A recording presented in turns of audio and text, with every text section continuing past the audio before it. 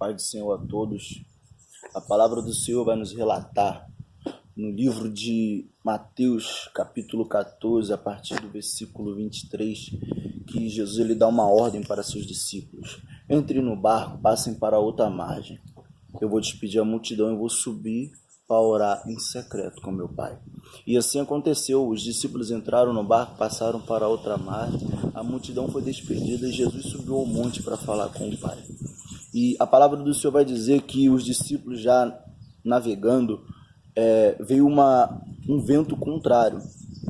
E na quarta vigília da noite, Jesus veio ter com seus discípulos. E eles temeram, não reconheceram que era Jesus, pensaram que era um fantasma e gritaram muito. E Jesus falou: "Tende bom ânimo, sou eu." Aleluias. E a palavra do Senhor vai nos dizer que Pedro, ele fala: "Mestre, se é tu mesmo, ordena-me ir ter contigo." E Jesus ele falou: "Vem." Ou em outras palavras, "Vem, Pedro." E assim aconteceu. Pedro desceu da embarcação, firmou seus pés sobre as águas e começou a ir na direção de Jesus. Mas nessa trajetória, Pedro, ele ali já autossuficiente, acreditando no milagre, ele olha para o lado. Ele olha para o vento, que era contrário.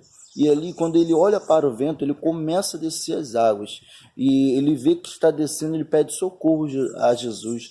E Jesus estende a mão e socorre a Pedro.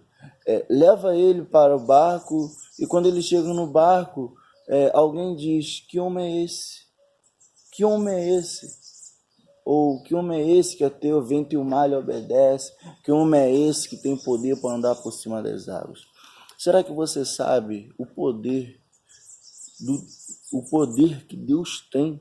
O poder daquele no qual você serve? Você sabe qual é o poder que Deus ele tem em suas mãos? E você vê que o que tirou a atenção de Pedro foi o vento. Aí eu me pergunto, quando um cristão está passando pelo vento, ele sabe por que está passando? Aqueles discípulos estavam passando pelaquela ventania, porque eles estavam indo em direção a um lugar onde Jesus ordenou.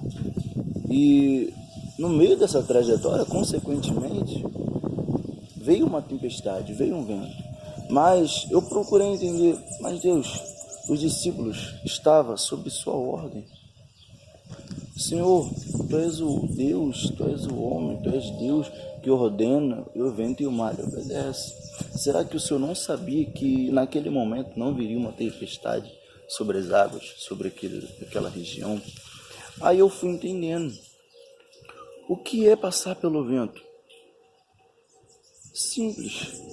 Eu busquei entender o que guiava o barco a outra margem. O que conduzia o barco a outra margem? Possivelmente não seria o vento? Será que não era o vento que empurrava o barco a chegar a outra margem? Então, o que eu entendo com isso? Muitas das vezes tem um vento que venta contra a vida dos cristãos, dos irmãos, e sem nós sabermos, está levando o nosso ministério para outra margem. Porém, chega um momento no qual nós desafiamos aquilo que está acontecendo. Simplesmente ordena-me ter contigo. Se Jesus ele mandou você ficar num lugar, por que você vai querer sair daquele lugar no qual Jesus te colocou? Que foi assim que aconteceu. Eles estavam ali dentro da embarcação, no lugar onde Jesus mandou, indo adiante. Porém, veio aquela tempestade. A tempestade não era para tirar a atenção dos discípulos. A tempestade não era para prejudicar os discípulos, mas sim simplesmente para que eles entendessem ou até mesmo para que por essa passagem você viesse entender que o vento não é para te derrubar. O vento é simplesmente para aprimorar o seu ministério. O vento é simplesmente para levar o seu ministério para outra margem, para levar o barco para outra margem. Então, quando estiver ventando sobre a sua vida, não critique, simplesmente pede força a Deus, orientação para você viver no lugar onde Deus te colocou.